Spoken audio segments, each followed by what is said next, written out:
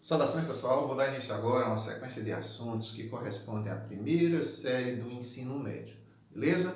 Começando hoje com os famosos tipos de materiais. Os tipos de materiais que nós trabalhamos na química da primeira série é bem simples e é bem conhecido de vocês. É o elemento químico, a substância pura e a mistura. Definição de cada um deles, passo a passo, olha só. O que seria o elemento químico? Um conjunto de átomos iguais entre si. Só tem átomos no elemento químico.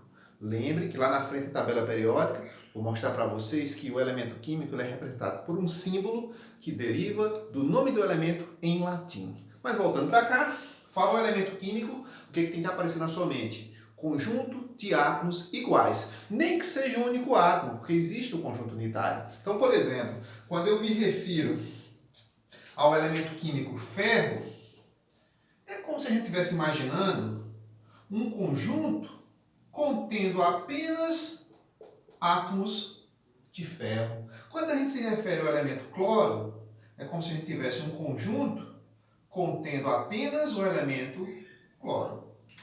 Um átomo sozinho já é um conjunto unitário, então já é um elemento. Então pensa nisso. Elemento químico é um conjunto de átomos iguais entre si. Então é algo puro, beleza? Agora, na natureza, os elementos químicos, excetuando os gases nobres, eles se encontram combinados entre si ou entre átomos diferentes. A combinação de elementos iguais ou diferentes dá origem a uma molécula. Aí olha uma coisa interessante, o outro tipo de material, substância pura. Conjunto de moléculas iguais entre si. Antes, o que era elemento químico, os átomos, se combinam, formam moléculas, daí passa a existir a substância pura. Estou sendo só redundante. Falou substância, na sua mente já tem que imaginar o seguinte, uma coisa pura. Então, substância pura é nada mais nada menos do que um conjunto de moléculas iguais. Se a gente imagina água, então você imagina que quando fala água, você tem um recipiente lá, um conjunto só com moléculas de água, porque a substância ela é pura. Fala um gás carbônico, molécula, você imagina que no seu sistema, no balãozinho contendo gás carbônico, você só tenha moléculas de gás carbônico. Mas, como o conjunto pode ser unitário, apenas uma molécula já representa a substância pura. Beleza?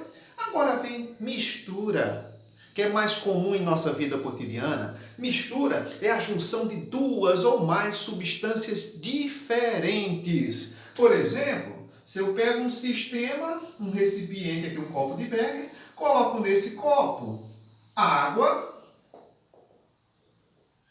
e coloco cloreto de sódio, o famoso sal de cozinha, eu tenho nesse sistema duas entidades completamente diferentes, no mínimo duas, e no máximo não tem limite. A junção de no mínimo duas ou mais substâncias diferentes, eu tenho o sistema, o tipo de material chamado de mistura. Então, recapitulando, nós vamos trabalhar com três tipos de materiais. O elemento químico, que é algo puro, a gente imagina que tem um conjunto de átomos iguais entre si. A substância pura, que é formada por moléculas, então ela consiste num conjunto de moléculas iguais entre si, porque ela é pura. E a mistura, que é a junção de duas ou mais substâncias, beleza? Vamos classificar agora mistura, substância e mistura, beleza? Olha a mágica.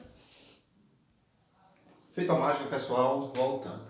É bom deixar bem claro que nós vamos classificar agora as substâncias puras. A substância é um tipo de material que tem composição determinada, composição fixa. Então, toda substância pode ser representada por uma molécula, excetuando os metais, que não dá para representar moléculas de metais, a gente representa pelo símbolo do elemento químico. Beleza? Então, existe uma composição determinada, uma composição fixa. Existem dois tipos de substâncias puras, as ditas simples e as ditas compostas, e é fácil diferenciar uma da outra. Você vai olhar apenas para a molécula da substância. Quando você olhar para a molécula e perceber que a molécula é constituída por um único tipo de elemento, molécula formada por um único tipo de elemento químico, eu tenho a substância simples, e quando a molécula for formada por dois ou mais tipos de elemento elementos químicos, eu vou ter a substância composta. Se liga nisso. Um único tipo de elemento, substância simples, não interessa a quantidade. Exemplos, ó.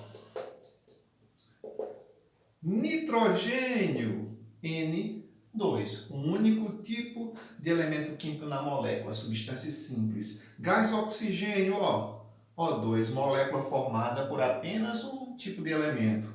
Ozônio, 3 átomos de oxigênio apenas na molécula, um único tipo de elemento. Cloro, um único tipo de elemento. Bromo, um único tipo de elemento na molécula. Enxofre rômbico ou enxofre monoclínico, que é o S8, um único tipo de elemento na molécula. Iodo, um único tipo de elemento na molécula. E os metais? Se for metal, não existe molécula de metal. Então você representa só pelo símbolo. Ó. Ferro, só o símbolo do elemento químico ferro. Alumínio, só o símbolo do elemento químico alumínio. Manganês, só o símbolo do elemento químico manganês. E assim vai. Aí o cara fica curioso. Mas, Júlio, ó, aqui tem o A e o L. Gente, uma letra maiúscula e uma letra minúscula, o F e o E, uma letra maiúscula e uma letra minúscula correspondem a um elemento só. Agora, se você tiver duas letras maiúsculas, são dois elementos distintos. Beleza? Então aqui, ó, é ferro, alumínio e manganês. Então, moléculas formadas por um único tipo de elemento químico. Você olhou para a molécula, só tem um símbolo, substância do tipo simples.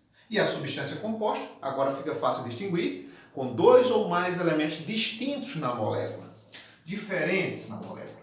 Exemplo, ó, bem conhecido, água, hidrogênio e oxigênio. Cloreto de sódio, o famoso sal de cozinha, sódio e cloro. Cloreto de hidrogênio, que em água vira o ácido clorídrico, aqui sem água, hidrogênio, cloro. Glicose, ó, C6, H12, O6, é um tipo de açúcar. Carbono, hidrogênio, oxigênio, três elementos diferentes. O açúcar comum, a sacarose, ó, C12, H22, O11. Na sacarose eu tenho carbono, hidrogênio, oxigênio. Cloreto de potássio, um sal, ó, potássio e cloro e etc.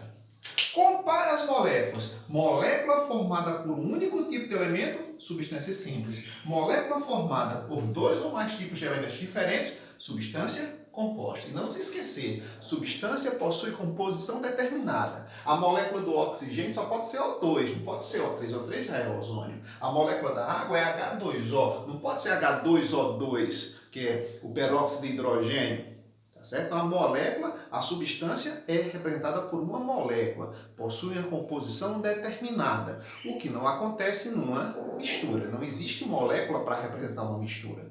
A mistura não possui composição determinada. Vamos classificar as misturas. Olha a mágica. Feito a mágica, gente, chegamos aqui na classificação dos tipos de misturas. São dois tipos. Ou a mistura é homogênea, ou a mistura é heterogênea. Vamos para cada um delas. Olha só, a mistura homogênea ou monofásica se caracteriza por apresentar uma única fase. O que é uma única fase? O que é uma fase? Vamos pensar logo assim, o que é uma fase?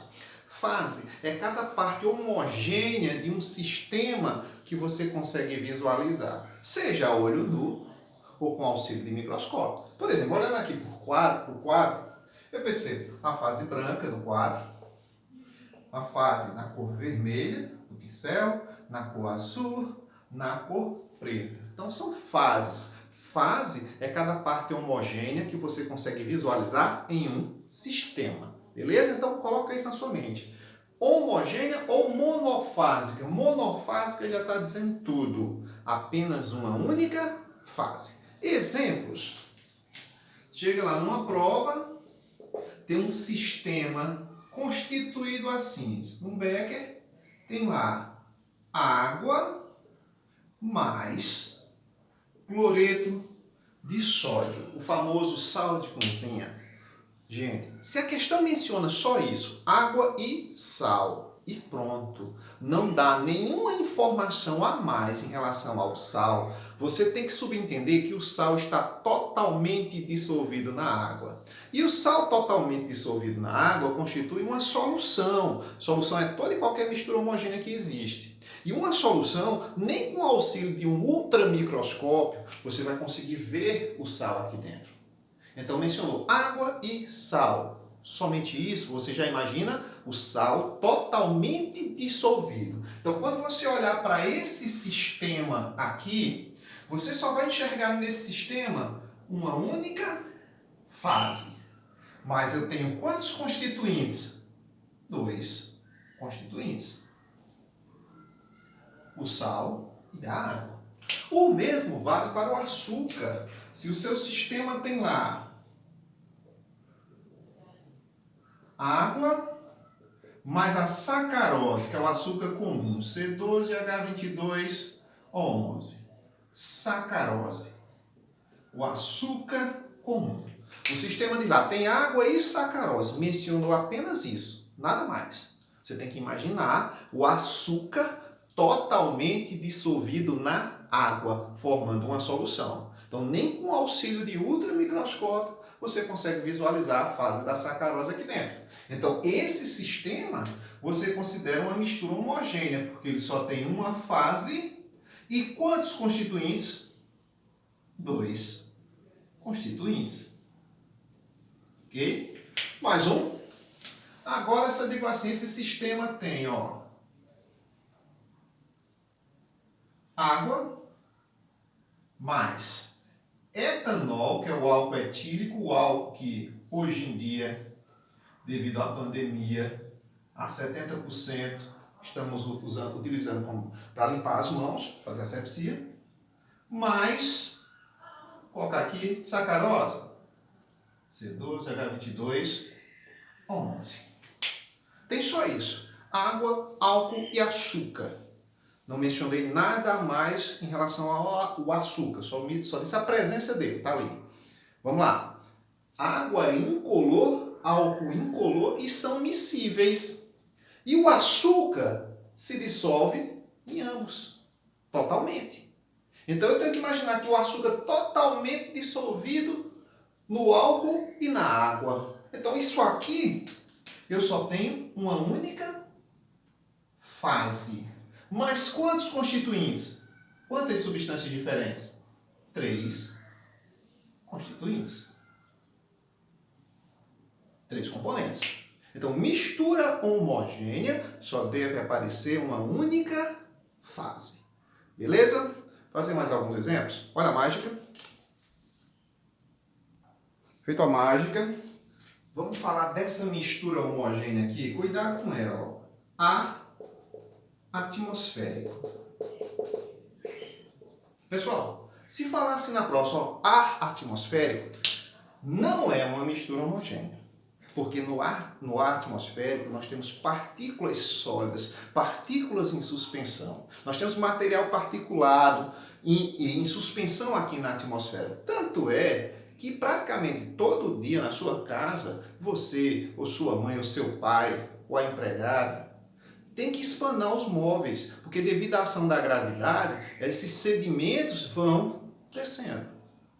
Para você ter ideia que esse ar normal não é homogêneo, preste atenção no farol do carro aceso à noite. Você vê o efeito Tyndall, que é a dispersão da luz se chocando com essas partículas dessa dispersão que forma o ar atmosférico. Essas partículas de poeira dispersas no ar atmosférico.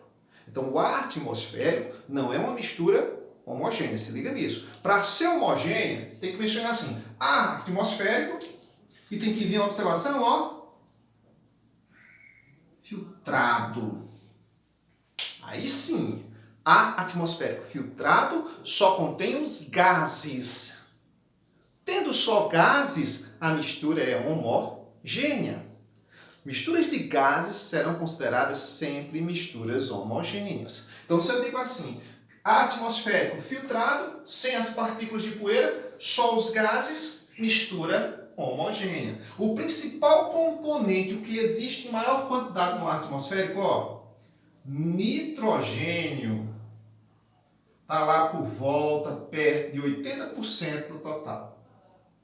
O segundo colocado, oxigênio, aproximadamente 20%. Agora, eita, já deu 100% aqui não. Aproximadamente 80, 79, alguma coisa. Aproximadamente 20, 19, alguma coisa. E o restante dos demais gases. Argônio, xenônio, criptônio. Tem vários outros gases no ar atmosférico. Mas o principal, que existe mais, é o nitrogênio. O essencial para a nossa vida é o oxigênio. Então se liga nisso. Uma mistura de ar atmosférico, se tiver a observação filtrado, é monofásico. Se é monofásico, é uma mistura homogênea. Agora, se mencionar ar atmosférico apenas isso, heterogêneo. Fase das partículas sólidas, fase gasosa. Beleza? Vamos classificar as misturas heterogêneas agora? Olha a mágica.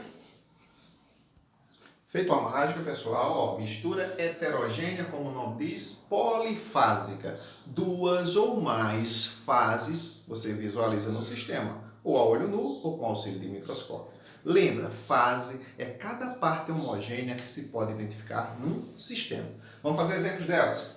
Olha só, se eu menciono agora isso daqui, ó, eu tenho um sistema no recipiente, contém água, mais cloreto de sódio, sal de cozinha, mas vem essa observação, ó, em excesso.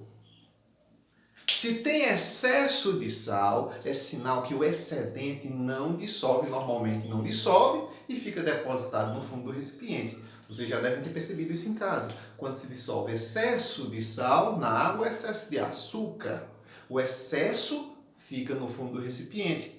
Não se preocupe assim com uma coisa, que a questão vai desenhar os detalhes da mistura, que ela não vai. Ela subentende que você tem conhecimento de mundo. Então, ó, água e sal em excesso, o que acontece com o excesso? Fica depositado no fundo do recipiente. É a fase sólida, é o corpo de chão, é o precipitado. O desenho não vai mostrar para você não, vai mencionar que o sal está em excesso, você deduz isso. Quando você olha para o sistema, você vê a fase líquida da água, é uma fase, tem água e sal aquoso aqui dentro, uma fase, e a outra fase, o sal sólido. Então, nesse sistema, eu tenho duas fases e dois constituintes, dois componentes. O mesmo vale para esse sistema aqui, ó. Sistema formado por água mais a sacarose, que é o açúcar, em excesso. Mencionou excesso, colocou açúcar demais no sistema, o máximo que obedece ao coeficiente de solubilidade se dissolve e o que ultrapassou o coeficiente de solubilidade fica onde? No fundo do recipiente. O desenho não vai mostrar, mas você tem que lembrar, ter conhecimento de mundo que no fundo desse recipiente eu tenho quem? Açúcar no estado sólido. Então eu tenho duas fases. Uma fase aquosa, água e açúcar dissolvido, e uma fase sólida só com açúcar. Então eu tenho duas fases e dois componentes, dois constituintes. O mesmo naquela tradicional mistura de líquidos immiscíveis que a gente conhece da nossa vida cotidiana, bem conhecida, tipo óleo mais água. São líquidos immiscíveis, ó, immiscíveis, líquidos que não se misturam. Miscíveis, que se misturam. Óleo e água são immiscíveis, não se misturam. O óleo fica em cima porque ele é menos denso, mas ele não vai se misturar com a água porque ele não tem a mesma polaridade da água. Regra de solubilidade. Lá em ligações químicas nós vamos ver.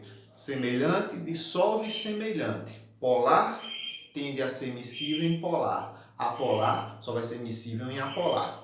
Como o óleo é apolar e a água é polar, eles não são semelhantes, então eles são immiscíveis. Então aqui você olha para um sistema desse, você vê logo duas fases e tem dois componentes, dois constituintes, beleza? Mais exemplos, olha a mágica. Feito a mágica, olha aqui para finalizar dois sistemas. Um aqui mais simples, outro ali um pouquinho mais complexo. Olha só. Aqui eu tenho um sistema que menciona que tem gelo e água com gás. Lógico que já é heterogêneo, mas aí a questão pode se preocupar. Quantas fases tem naquele sistema e quantos constituintes tem naquele sistema, beleza? Bora lá. Fases. Eu tenho a fase do gelo, é a fase sólida. Cuidado, gente, tem muito aluno que infelizmente erra essas questões, porque ele pensa assim: ah, o gelo vai derreter, então não vou considerar. Pelo amor de Deus, não faça isso não. Disse que tem gelo, considera o gelo lá. Não fique imaginando o que vai acontecer depois de algumas horas, de alguns minutos, não. Tem gelo, considera. Gelo, uma fase. Água líquida, outra fase. E todo mundo aqui, com certeza, já consumiu água com gás. Gostando ou não, já viu água com gás. Assim que você abriu a garrafa, você vê aquela efervescência do gás se desprendendo. Cada bolinha daquela é uma fase. O desenho, normalmente, não vai desenhar os detalhes. Você tem que lembrar. Se mencionou que é água com gás, esse sistema aqui está cheio de bolhas, dentro da qual tem gás, que é o gás carbônico, CO2.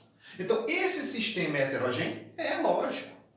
É heterogêneo com quantas fases? Fase sólida da água, que é o gelo, 1. Fase líquida, 2. Fase do gás, que é a bolha, 3. Tem 3 fases esse sistema. Agora, quantos constituintes? Água e gelo é uma coisa só. Não vou considerar o gelo um constituinte, porque o gelo é feito de água.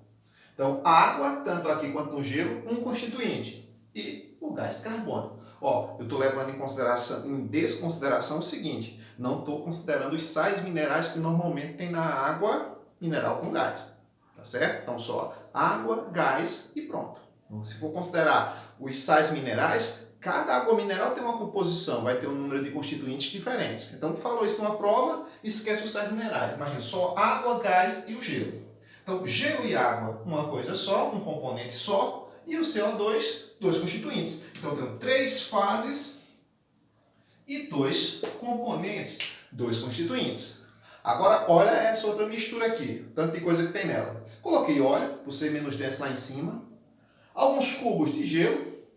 Por mais quantidade de cubos que tenha, você não conta as fases de cada cubo. Se tiver 10 cubos de gelo, é uma fase só. Um cubo de gelo, uma fase só. Então, eu tenho óleo, gelo, água, álcool etílico, que é o etanol, são miscíveis, e NaCl, cloreto de sódio, sal de cozinha. Mencionei que ele está em excesso? Não. Então, ele está dissolvido na água. E no final ainda tem aqui, ó, granito, uma pedrinha de granito aí dentro. Já sei que a mistura é heterogênea. Quantas fases tem nesse sistema? Vamos ver? Vamos ver quanto tem? Ó, óleo, beleza, uma fase. É uma fase.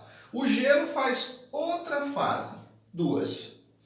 Água, álcool etílico são miscíveis e o sal está dissolvido na água. Isso aqui, ó, tudo isso aqui é mais outra fase. Mais uma fase, só ali. Já vão 3. E o granito, 4? Não. Só no granito existem 3 fases visíveis a olho nu. Só no granito existe quartzo, existe mica e existe feldespato, que são visíveis a olho nu. Ó, o quartzo é aquela partezinha branca do granito. Você visualiza umas coisas meio que espalhadas, rajadas assim de branco, é o quartzo.